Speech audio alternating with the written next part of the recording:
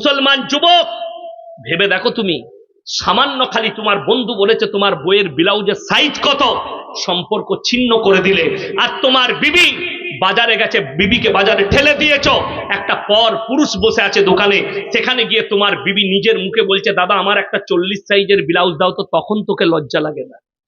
এই হারামখোর চায়ের দোকানে 3 ঘন্টা আড্ডা মারছে আর বউকে বলছে তুই চলে যা না, পয়সা নিয়ে টোটো করে নিয়ে চলে আয়। তো তোর বউ পালাবে না, তা মৌলবীর বউ পালাবে? আপনাদের কি মনে হচ্ছে? আমি এসছি আজকে 407 কিলোমিটার আমার বাড়ি থেকে। কত বললাম? 407 কিলোমিটার। আমি বাড়িতে ফ্যামিলিতে সময় দিই না কি দিই না? যেদিন থেকে আপনার ওই আগস্ট থেকে জলসা শুরু হয়েছে, রোজার আগের দিন পর্যন্ত একদিনও খালি নেই। তাইলে কি আমার বিবি ছিঁড়া জামা পরে থাকবে না ন্যাংটো থাকবে বাড়িতে? এই জলসায় যেতে যেতে রাস্তায় বিবির যে প্রয়োজন, আলু পেঁয়াজ থেকে সবজি সব গাড়িতে চাপিয়ে নিয়ে রাতের বেলায় পৌঁছে দিই, যাতে তাকে না ছুটতে হয়, বাড়িতে পৌঁছে দিই। তারপরও আমাদের বিবি, আমি চ্যালেঞ্জ ছুড়ে বলে গেলাম, বর্ধমান টাউনে যেমন আপনারা মোবাইলে দেখেছেন আমাকে চিনে না এমন কেউ নেই, অমুসলিম ভাইরাও চিনে।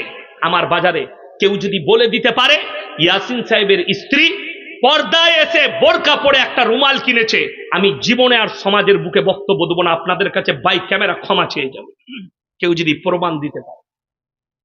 আরে বড় দুঃখের বিষয়, আমরা তো আমাদের বিবিকে পর্দাই দিতে পারলাম না, আর আপনি জান্নাতের আশা করে বসে আছেন। বেশিরভাগ মহিলা জাহান্নামে যাবে খালি বেপর্দা হওয়ার কারণে। আজকে ছোট পোশাক পরছে আর বলছে এটা মডেলিং। যদি তোমার ছোট পোশাকটা মডেলিং হয়, জেনে রেখে দিবে তোমার এই ডালখোলা থানার সব থেকে বড় মডেলিং হচ্ছে ডালখোলার কুত্তাগুলো, যারা কোনো পোশাকই পরে না। আমাদের সমাজের সব থেকে বড় পাপ যেটা ছুটে এসছে সেটার নাম পরকিয়া। লোকের বউকে নিয়ে পালিয়ে যাওয়া, লোকের বউয়ের সঙ্গে সম্পর্ক করা। তার একটাই কারণ, আপনার বাড়িতে পর্দা নেই, আপনার দরজায় পর্দা নেই, আপনার ফ্যামিলিতে পর্দা নেই, আপনার স্ত্রীর কাছে পর্দা নেই। আর কোরআন বলেছে ওয়াদরিব খুমুরিহিন্না আলা জুনুবিহিন, হে নারী তুমি পর্দা নির্ধারিত করো, তোমরা কোনোদিন ধর্ষিতা হবে না, তোমরা কোনোদিন লাঞ্ছিত হবে না। এটা ইসলাম বলছি, কোরআন বলেছে। অথচ আপনি ভেবে দেখুন, আপনার বাড়িতে ফ্যামিলিতে পর্দা নাই, আমাদের দরজাগুলো খোলা। সকালবেলায় পাড়ার ছেলে এসে বলছে কই গো ভাবি বলে ঢুকে পড়লো, যা বুঝে করবে।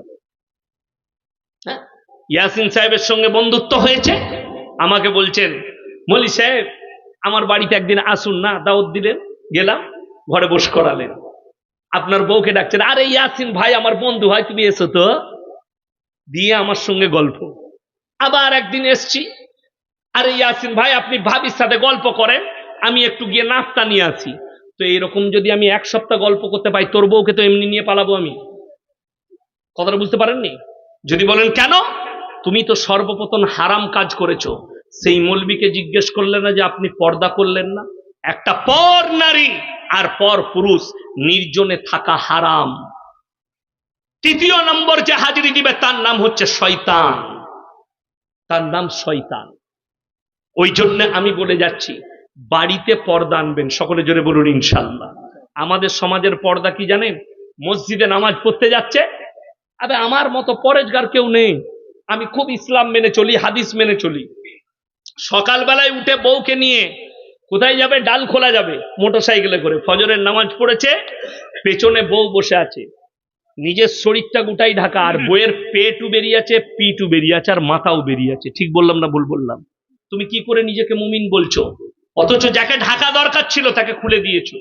আর তোমার মুঠোটা বেরিয়ে গেলেও দোষ ছিল না, কিন্তু তুমি নিজেকে ঢেকে রেখেছো। এইখানে ইনি আর আমি ক্লোজ বন্ধু। আচ্ছা, ক্লোজ বন্ধু হলে ইয়ার কি হয় না? হয় না মজাক? আমি পর্দা বুঝাচ্ছি, ক্লোজ বন্ধু মানে মজাক হবে। ইনাকে যদি আমি বলি ভাই ইয়ার কি মেরে তোমার বইয়ের ব্লাউজের সাইজ কত, ঝগড়া হবে না? হবে না? কথা বলে না? আপনারা হাসছেন। ইনার আর আমার মধ্যে দ্বন্দ্ব হয়ে গেল। ইনি বলবেন এত বড় কথা ইয়াসিন ভাই বললেন, আমার সঙ্গে সম্পর্ক থাকবে না। হে, কথাটা বুঝাতে পারলাম? পর্দা তোমার বিবি। আরে মুর্শিদাবাদে রোজার মাসে আমি 2-3টে জলসা করি। মুর্শিদাবাদে জলসায় গেছি, তো বেলডাঙ্গায় একজন মুফতি সাহেব আছে, জার্জিস হোসেন কাসমি, আমার বন্ধু। তো আমি তাকে বললাম, ভাই আপনার মাদ্রাসায় ইফতারি করবো, বলে চলে আসুন। বিরাট আয়োজন করেছে, ইফতারি করলাম। আমি বললাম, ভাই জামা কাপড় কিনা হয় নাই, 25শে রমজান হয়ে গেছে, তো আমাকে জামা কাপড় কিনতে হবে, কোথায় যাব? একটা বড় দোকানের নাম করলো। আমি গেলাম, ঢুকেই দেখছি আল্লাহ সব খালা, আমি একা খালি খালু। আমি কি বিপদ করলাম? আমাকে দোকানি বলছে, হুজুর যান না, আপনি দাঁড়ান। আমি লজ্জায় একটা মেয়ের জামা নিয়ে বেরিয়ে পালিয়ে এলাম। দুঃখটা কোথায় জানেন? যেটা বললাম ওটাই। ব্লাউজ কিনছে একটা পর পুরুষ বসে আছে, ছায়া কিনছে একটা পর পুরুষ বসে আছে, আর স্বামীকে বলছে, কই গো আমার শাড়ি ছিঁড়ে গেছে, একটা শাড়ি এনে দিবে না? ব্লাউজ ছিঁড়ে গেছে। আপনারা ভেবে দেখুন, পুরুষের জন্য টাকনুর ওপরে কাপড় পরা কি সুন্নত? যে পুরুষ টাকনুর নিচে এইখানে কাপড় পরবে, তার ওই অঙ্গগুলো আল্লাহ জাহান্নামের আগুনে জ্বালাবেন। নারীদের জন্য টাকনুর নিচে কাপড় পরতে হবে। কিন্তু বেঈমান কাফেররা দেখেছেন, এখন যে কাপড়গুলো বার করছে সালোয়ার গুলো এইখানে। ঠিক বললাম না ভুল বললাম? এরকম জায়গায় থাকছে মেয়েদের। আর কিছু কিছু হারামখোর মেয়ে আছে, পায়ে আবার কার বেঁধেছে। কার বেঁচে লজর লাগবে না, ওইটাই তো শিরিক। কার বাঁধলে যদি লজর না লাগে, তাহলে দড়ি বেঁধে দে, আর মরবি না। গলায় বাঁধ। কষ্টের বিষয়, আপনি শিরকের উপরে বিশ্বাস করেন একটা কার, অথচ পা বেরিয়ে আছে। ওই পা দেখে যে সমস্ত যুবকদের মনেতে জিনা জাগবে, সমস্ত জিনা করার পাপ ওই মহিলার উপরে যাবে। আপনি আপনার বিবিকে পর্দায় নিয়ে আসুন। সবাই আনবেন, জোরে বলুন ইনশাআল্লাহ। বিবিদিকে পর্দা দেন। কিয়ামতের দিনে আল্লাহর কাছে সকলকে হাজিরি দিতে হবে। আপনি আমি সকলে হাজিরি দেব। সবাই হাত তুলে বলুন, আজ থেকে আমরা ইমানদার হব। জোরে বলুন ইনশাআল্লাহ। ইমানের উপরে টিকবেন। বাড়িতে সালামকে আম করুন। দরজায় যদি আপনি বাড়ির পুরুষ হন, সালাম দিয়ে প্রবেশ করবেন, আসসালামু আলাইকুম। আচ্ছা, এইটুকু বললে কষ্ট হবে? নেকি হবে না? হবে না? নেকি পাবেন। সালাম দেওয়া সুন্নত, উত্তর দেওয়া ওয়াজিব। আপনি সালাম দিলেন, বাড়িতে আপনার মা, আপনার বোন, আপনার বিটি, তাদের শরীরের কাজ করতে গিয়ে কাপড় সরে গেলে যখনই আওয়াজ পাবে, কাপড়টা ঢাকা নিয়ে নিবে। ঠিক বললাম না ভুল বললাম? কিন্তু আমাদের দেশে দরজায় কিচ্ছু লেখা নাই, হলছে সালামু আলাইকুম ভাবে, আর ভাবির গায়ে কাপড় নেই। ঠিক বললাম না ভুল বললাম? দরজায় লিখে দেন, বিনা অনুমতিতে পর পুরুষের প্রবেশ করা নিষেধ। দরজায় লিখুন, সালাম দিয়ে প্রবেশ করুন। আপনি বাড়ির পুরুষ হলেও সালাম দেন। আপনার মা, আপনার যুবতী বিটি, আপনার বোন আছে, তারা যেন শরীরের কাপড় ঠিক করতে পারে। সালাম কাম করতে পারলাম না, হে আমার যুবক, তোমার বন্ধুত্ব শেষ করো চায়ের দোকানে, তোমার বন্ধুত্ব শেষ করো খেলার মাঠে, তোমার বন্ধুত্ব শেষ করো তোমার ক্লাবে।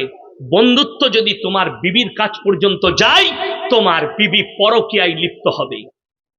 এটা আমি ইসলাম বুঝাচ্ছি। হারাম নির্জনে একজন পর পুরুষ। আজকে আমার মহিলারা শুনেলেন, পুরুষরা যারা মনে করছেন, আল্লাহ কোরআনে বলেছে 18 পারা প্রথম পৃষ্ঠা, কাদ আফলাহাল মুমিনুন। হে নবী, প্রকৃত মুমিন কারা? আল্লাযীনা হুম ফি সলাতিহিম খাশিউন। প্রকৃত মুমিন তারা যারা নিজেদের নামাজে যত্নবান। নামাজ পড়েন, মনোযোগ থাকে না। ঠিক বললাম না ভুল বললাম? নামাজের নিয়ত বেঁধেছে, মন কিন্তু টাকায় পড়ে আছে না হলে বাজারে। আমাদের দেশে তো বেশিরভাগ নামাজি যখন ইকামত শুরু হয় তখন ঢুকে। বাজারে দোকান, আল্লাহু আকবার আল্লাহু আকবার আশহাদু আল্লা ইলাহা ইল্লাল্লাহ আশহাদু, তখন ছুটছে,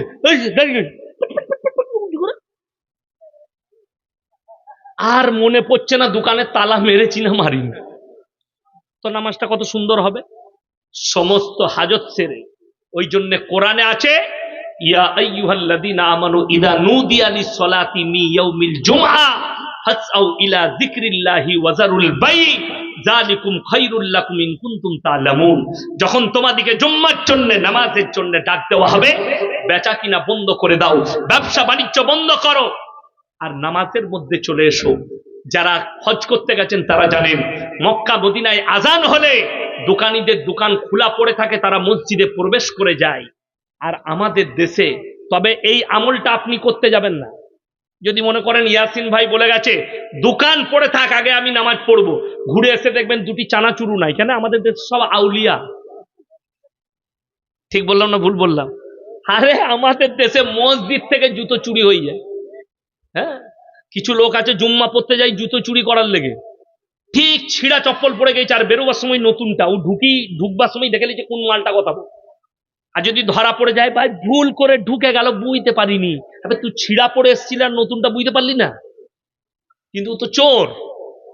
কিন্তু অবাক হবেন, মক্কা মদিনায় যদি একটা সোনার জিনিস পড়ে থাকে কেউ হাত দিবে না। কেন? হাই প্রোফাইল ক্যামেরা লাগানো আছে, ধরা পড়ে গেলে হাত দুটো কেটে দেওয়া হবে, আইন আছে।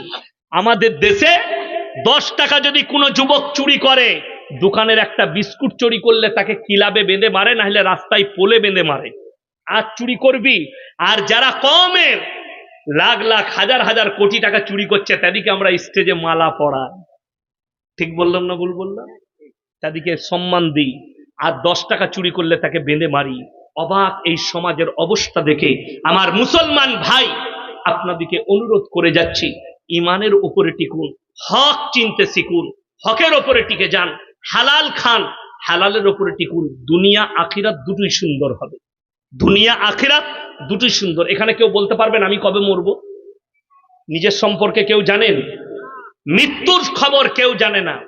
আপনাকে বলে দিই, পরীক্ষা স্কুলে হলে, আমাদের মাদ্রাসায় পরীক্ষা হয় না হয় না? আচ্ছা, আগে থেকে এলান দেওয়া হয় না হয় না যে পরীক্ষা হবে? ছেলেরা বুঝতে পেরে যায় অমুক দিনে এই কিতাবের পরীক্ষা আছে, সে তৈরি হয় না হয় না? যখন বুঝতে পারে কালকে আমার ইংরেজি হবে, রাতের বেলায় ইংরেজিটা ঘাটে। যখন বুঝতে পারে কালকে আমার এটা হবে, সে সেটা ঘাঁটতে শুরু করে। কিন্তু কেউ জানেন যে কবরের পরীক্ষাটা কার কাছে কখন আসবে? এলান আছে, টাইম নেই। জেনে রেখে দিবেন আপনাকে 24 ঘন্টা রেডি হতে হবে পরীক্ষার জন্য, যে আমার কখন সময় আসবে, আল্লাহর ডাক পড়ে যাবে। সবাই তৈরি থাকবো, জোরে বলুন ইনশাআল্লাহ। আপনাদেরকে এরপর লাস্ট চ্যাপ্টারে নিয়ে যাচ্ছি। যাদেরকে আল্লাহ মাল দিয়েছে, 3টে লোক যদি হাত পাতে তাদের হাতকে জীবনে ফিরাবেন না, জোরে বলুন ইনশাআল্লাহ। 5,000 টাকা দেনমোহর করুন, কিন্তু লগত করবেন। এখন আবার লোকের একটা কায়দা শুরু করেছে আমাদেরকে মৌলবীদিকে বাদ দিয়ে, কি বাদ জোহর সোনার জিনিস দিচ্ছে। আপনাদের দিকে দেয় সোনার জিনিস, নতুন কায়দা দিয়ে দিলেন কিসে? এটা দেলমোহরের বদলে। আপনাদের মহারানা সম্পর্কে জানা আছে? কোন মহিলাকে যদি কেউ বিবাহ করে দেলমোহর দেয়, মহারানা দেয়, সেটা সম্পর্কে জিজ্ঞেস করার অধিকার আর তোমার থাকবে না। সেই টাকা সে মাদ্রাসায় দান করতে পারে, নিজের পেছনে খরচ করতে পারে, মা বাবাকে দিতে পারে, স্বামীকে দিতে পারে, দান করে দিতে পারে, গরিবকে বেটে দিতে পারে। এটার সম্পর্কে জিজ্ঞেস করতে পাবে না। আমার কাছে একটা ডিভোর্স হচ্ছিল, ছাড় হচ্ছে, আমাকে ডেকেছে, সেখানে সব লেনদেন হয়ে গেছে, এরপর সই সাবুত করবে। ছেলের বাপ বলছে যে আমি যে দেলমোহর দিলাম 20,000 টাকা, আমরা তুমি মুখে উচ্চারণ কি করে করলে আমার সামনে? ওই টাকা তো ফেরত পাবে না। সব পাবে, যা লেনদেন করেছো, আংটি দিয়েছ, সোনা দিয়েছ, দেলমোহর ফেরত হয় না। এটা মাথায় রাখবেন সবাই। যদি কেউ বলে দেলমোহর ফেরত দিতে হবে, এর থেকে বড় পাপের কাজ কিছু নেই। একটা নারী তার মা বাপ ছেড়ে তোমার কাছে ইজ্জতকে বিলীন করেছে, তার শরীরকে তোমার জন্য কোরবান করেছে, তার বদলে তুমি তাকে ডিভোর্স দিলে, আর তার কোনো অধিকার নাই তোমার প্রতি। ওই দেলমোহর হচ্ছে তার অধিকার। বড় কষ্ট লাগে, দুঃখ লাগে, আপনি ধারে বউ কিনছেন, ধারে দিচ্ছে কেন? মৌলবিদিকে লুবো না। একটা বিবাহর অনুষ্ঠান হলে এই মৌলবিদিকে ডাকুন যে ইসলামী তরিকায় যেন আমার বিবাহ অনুষ্ঠান হয়, সুন্নত তরিকায় হয়। আপনি থাকুন। বেঈমান কাফেরদের আখলাক গুলো ঢুকে গেছে কেন? আল্লাহর হাদিস খুলে দেখলেন, রাসূলের জামানায় মসজিদের ভেতরে নিকাহ হয়েছে, মসজিদের ভেতরে বিচার হয়েছে। আজকে নিকাহ হচ্ছে প্যান্ডেলের ভেতরে। যত হারাম কাজ আমাদেরকে অ্যাটাক করে ফেলে, আমরা বেরোতে পারছি না কেন? বেঈমান কাফেররা ঢুকিয়েছে, বেঈমান কাফেররা। আমার বর্তমানে দেখিয়ে দেবো, মুখে এক মুষ্টি দাড়ি, 5 ওয়াক্ত নামাজ পড়ে, হারামখোর, বাজনার সাথে ঘুরছে বিয়ে, মুসলিমদের বিয়ে। ইমামকে বলুন যে 1000 টাকা বিয়ে পড়ানো দে, তখন বলবে 1000 টাকা কি করতে লাগবে বে, 500 টাকায় হবে না। 500 টাকা, 1000 টাকা দিতে গায়ে বাজে, অথচ হারামখোর 5,000 10,000 খরচ করে ড্যান্স করছে, ডিজে বাজাচ্ছে। এদের লজ্জা শরম আছে? যে বিয়েতে হারাম কাজ হবে লিখে নিয়ে যান, তাদের দাম্পত্য জীবন সুখী হতে পারে, তাদের নেক সন্তান হতেই পারে না। তাদের দাম্পত্য জীবন সুখী হবে না। হারাম কাজ থেকে নিজেদিকে বাঁচাবো, জোরে বলুন ইনশাআল্লাহ। বেঈমান কাফেররা কিভাবে প্রমোট হবে শুনেলেন। আজকে যে আমি জলসা করতে এসেছি, আমাকে যদি জিজ্ঞেস করেন আপনার পরিচয় কি, বর্তমান জেলায় বাড়ি, আমি আমার বাপের নাম বলবো না মায়ের? কথা বলে না বাবার? আমি বলবো আমি মোল্লা শওকত আলী মাজাহিরির ছেলে। আমার বাবাও বক্তা, অনেকে জানে। তো এইখানে যদি আমি ভাইকে জিজ্ঞেস করি আপনি কে, ই মায়ের নাম বলবে না বাপের? বাপের। যে আমি অমুকের সন্তান, বাবা যদি মারাও যায় তাও বলবে আমি অমুক পাড়ার অমুক গ্রামের মৃত অমুকের ছেলে, ঠিক কিনা? মায়ের নাম কেউ লিবে না। কেন? আল্লাহ তাআলা ইনসানের যে পরিচয় ঘটিয়েছেন ওটা বাপের দ্বারা, জোরে বলুন সুবহানাল্লাহ, মায়ের দ্বারা নয়, বাপের দ্বারা। আপনাদের এখানে ছাগল নেই? ছাগলের ছানা হলে পাঁঠার ছানা বলেন না ছাগলের? ছাগলের গায়ের বাচ্চা হলে ষাঁড়ের বাচ্চা বলেন না গায়ের? গায়ের। কেন? আল্লাহ জানোয়ারের পরিচয় ঘটিয়েছে মায়ের দ্বারা। একটা জানোয়ার মাঠে যাবে, 5টা পাঁঠা তার সঙ্গে মিলামিশা করতে পারে। কার বীর্য থেকে বাচ্চা হয়েছে এটা আমার আল্লাহ ছাড়া কেউ জানে না। একটা গাই মাঠে চড়তে যাবে, 5টা ষাঁড় মিলামিশা করবে, কার বীর্য থেকে বাচ্চা হয়েছে এটা আল্লাহ ছাড়া কেউ জানে না। তাই জানোয়ারের পরিচয় মায়ের দ্বারা আর ইনসানের পরিচয় বাপের দ্বারা। হে মুসলমান যুবক, হে শিক্ষিত যুবক যুবতীরা শোনো, তোমরা যারা পশ্চিমী দুনিয়াকে ফলো করতে চাইছো, তাদের কাছে টেকনোলজি আছে, তাদের কাছে নাসা আছে, তাদের কাছে প্রযুক্তি আছে। আল্লাহর কসম করে বলছি তাদের কাছে জান্নাতে যাবার কোনো পথ নেই। তাদের পুরো পথটাই জাহান্নাম অধিকারী হবার পথ। শুনে নাও, London, America, German, Japan, Australia, Brazil, New Zealand, আপনার যতগুলো বেঈমান কাফের দেশ আছে তারা তাদের পার্লামেন্টে পাস করিয়েছে, এর পর থেকে যে যুবক বাঁচবে সে যদি চায় মায়ের পরিচয়ও বাঁচতে পারবে। কেন? তারা একটা জায়গার নাম দিয়েছে রিলেশনশিপ। সেই জিনিসটার নাম দিয়েছে রিলেশনশিপ। এখন যেমন যারা কলেজে পড়ে তারা জানে, আপনারা কতদূর জানেন জানি না, এই বাবাজিরা কলেজে যাই না, আমি অনেক কলেজ স্টুডেন্টের সঙ্গে আলোচনা করে দেখেছি, বর্তমানে কলেজে স্টুডেন্টরা একদিকে বসে, মেয়েরা একদিকে বসে, এই সিস্টেম নেই। কলেজের ভেতরে প্রেম আর প্রেমিকা এক জায়গায় বসে। বর্তমানের কথা বলছি, এত অবস্থা খারাপ। যদি বলেন প্রফেসররা কিছু বলবেন না, ছাত্র সংগঠন আছে। আপনারা জানেন চাইনা টেকনোলজিতে কেন পৃথিবীর মধ্যে এগিয়ে গেল? তার কারণ চাইনাতে ছাত্র সংগঠন নাই। ছাত্ররা আন্দোলন করেছিল, জিনপিং সরকার তাদের উপরে বুলডোজার চালিয়ে দিয়েছিল আন্দোলন করার কারণে। আমেরিকা বললে এই তুমি ছাত্র দিকে মেরেছ, বলে এই চুপ কর, এটা আমার ঘরের ব্যাপার, এইখানে ছাত্র আন্দোলন করতে দেবো না, আর ছাত্র সংগঠন হবে না। তারা টেকনোলজিতে এগিয়েছে। আর আমাদের দেশে ছাত্র সংগঠন হওয়ার কারণে আরজি করে এই ঘটনা ঘটেছে। ছাত্র সংগঠন হওয়ার কারণে যাদবপুর বিশ্ববিদ্যালয়ের ক্যাম্পে আপনার সেখানকার হোস্টেলে একটা ছাত্র আত্মহত্যা করে মারা গেল। মিডিয়াওয়ালারা খবর দিচ্ছে, মিডিয়াওয়ালারা ছাপছে যে সেখানকার বাথরুম থেকে নিরোদের প্যাকেট পাওয়া গেছে, সেখানকার বাথরুম থেকে মদের বোতল পাওয়া গেছে, তাদের বাথরুম থেকে সেক্সের ট্যাবলেট পাওয়া গেছে। আমি আপনাকে চ্যালেঞ্জ ছুড়লাম, আপনার এই থানায় যতগুলো মাদ্রাসা আছে, একটা মাদ্রাসার আপনার বাথরুম থেকে মদের বোতল দেখিয়ে দেন, সেক্সের ট্যাবলেট দেখিয়ে দেন। আমি মৌলভী শওকত সাহেবের ছেলে মৌলভী ইয়াসিন জীবনে আর সমাজের বুকে বক্তব্য দেবো না, এটাই আমার শেষ বক্তব্য হবে। আর জীবনে আমি কোথাও কথা বলবো না, আমি আমার মাদ্রাসায় বসে ক্লাস করব। একটা পাবেন না কেন?